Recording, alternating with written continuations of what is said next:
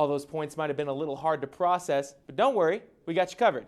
Let's bring in 11 Sports reporter Mary Blanchard for some analysis on last night's shootout. Mary, was this an aberration or a sign of things to come? Clark, I could definitely get used to topping 100 points a game, but the team is still a work in progress.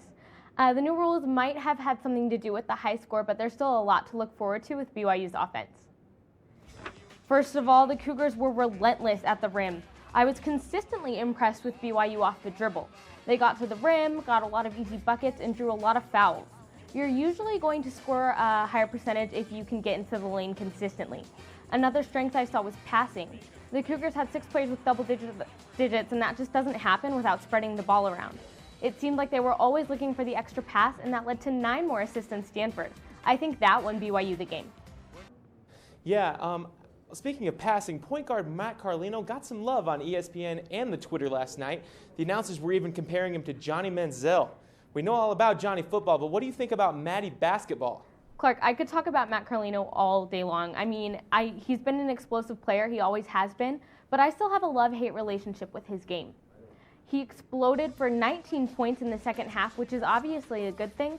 But if you take one look at the box score, you'll see that he also had 7 turnovers. 3 assists and 7 turnovers is not a ratio that's going to cut it for the rest of the season. The announcer said over and over that Matt plays with no filter, but that's something that needs to change if the Cougars are going to get back to the big dance. Now, I will admit that Matty Basketball is a really catchy nickname, but I'm going to stick with calling him Wild Mustang until he earns otherwise. Yeah, we need to put some reins on Matt Carlino.